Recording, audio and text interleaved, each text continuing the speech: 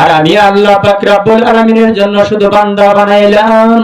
আমার বান্দা যদি আমার সালাত কায়েম করে, আমার হুকুম মতো চলাফেরা করে, আমার আদেশ মতো চলাফেরা করে, তো আমি আল্লাহ পাক রব্বুল আলামিন বান্দার প্রতি খুশি হয়ে যাই। সকলে বলেন আলহামদুলিল্লাহ। লা ইলাহা ইল্লাল্লাহ, লা ইলাহা ইল্লাল্লাহ। খেলে মুমিন প্রেমের খেলা, চাইয়া দেখো না। খেলে মুমিন প্রেমের খেলা, চাইয়া দেখো না। নবীজির শোনে দুরুদ পড়ো না। লা ইলাহা ইল্লাল্লাহ, লা ইলাহা ইল্লাল্লাহ, লা ইলাহা ইল্লাল্লাহ। আমার আল্লাহ পাক রব্বুল আলামিন কুরআন শরীফে উল্লেখ করেছেন, বিসমিল্লাহির রহমানির রহিম, বিসমিল্লাহির রহমানির রহিম, বিসমিল্লাহির রহমানির রহিম। শয়তান থেকে, হে আল্লাহ পাক রব্বুল আলামিন, শয়তান থেকে তুমি আমাদেরকে সাহায্য করো। হযরত মুসা আলাইহিস সালাম বিসমিল্লাহির রহমানির রহিম বলার কি ফজিলত!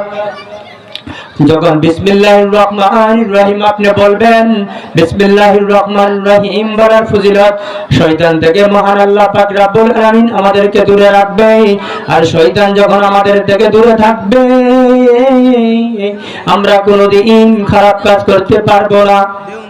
আর শয়তান যখন আমাদের নিকট থাকবে, আমরা কোনোদিন ভালো কাজ করতে পারবো না।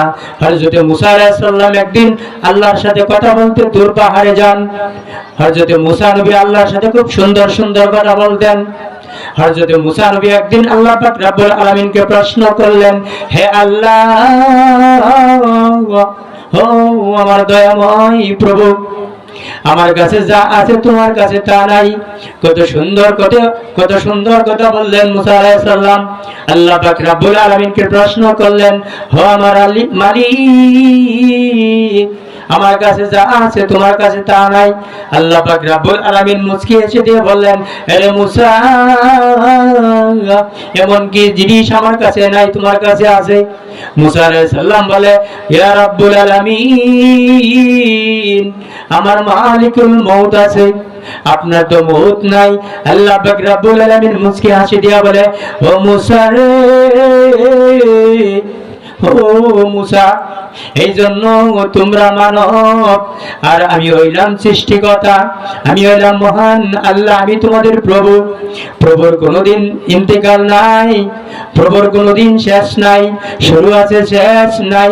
আমার আল্লাহ পাক রব্বুল আলামিন রোজ হাসরের ময়দানে আলহামদুলিল্লাহি রাব্বিল আলামিন মালিক ইয়াউমিদ্দিন, বিচারের দিনের মালিক। আমার আল্লাহ পাক রব্বুল আলামিন বিচারের দিনের মালিক। আমি আর আপনি যখন দুনিয়াতে খারাপ কাজ করব, ফেরেশতারা লিপিবদ্ধ থাকবে, আর যখন ভালো কাজ করব, ফেরেশতারা লিপিবদ্ধ থাকবে। এমন ভাবে আমার আর আপনার দুনিয়াতে যত কাজ আছে গো, সকল কাজ ফেরেশতারা রাখবে। যখন হাসরের ময়দানে আল্লাহ পাক রব্বুল আলামিন বিচারের কোট বসাইবে,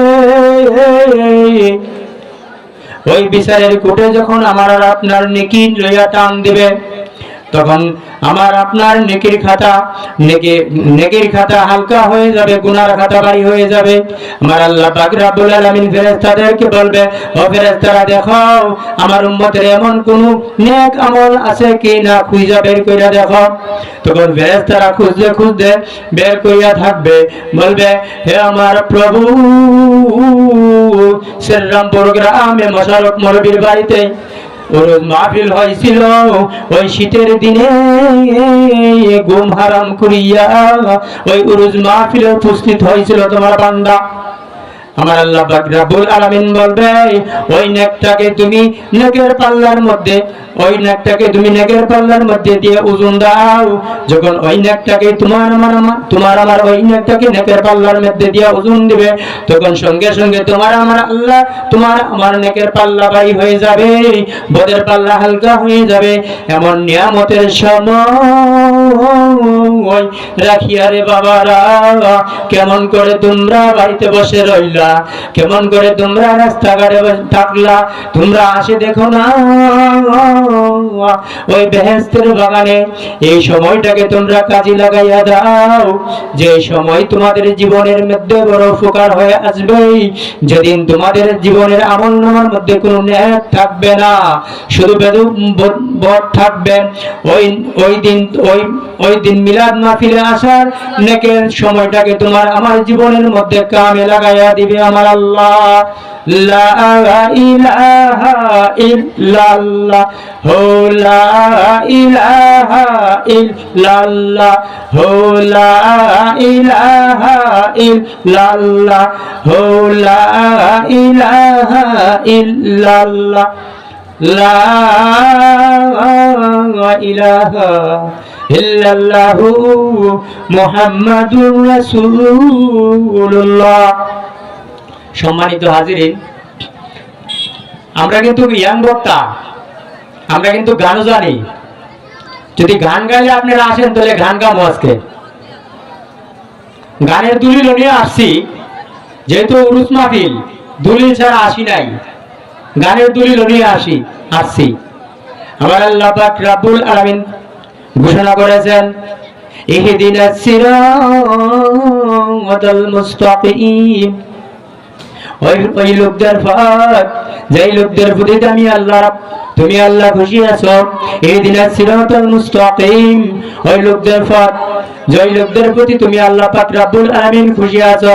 সিরাতাল্লাযীনা আন'আমতা আলাইহিম গায়রিল মাগদুবি আলাইহিম ওয়ালাদ-দাল্লিন। আমিন। ওই লোকদের পথ নয়, যেই লোকদের যারা তোমার পথ হারা বান্দা।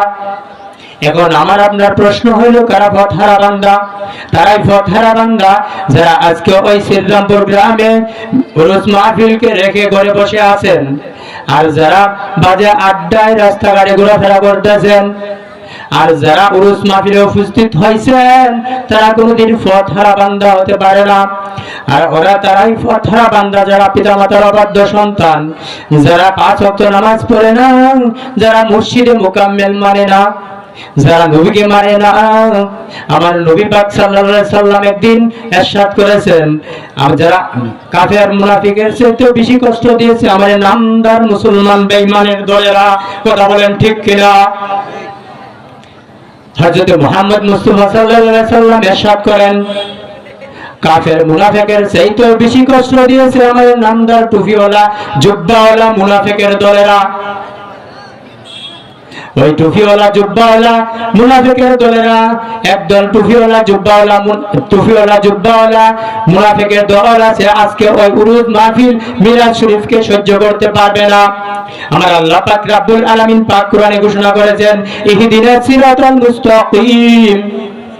তুমি আমার নবীর পথে চলো, আমার নবীর পথ অনুযায়ী চলো, আমার নবীর আদেশ অনুযায়ী চলো।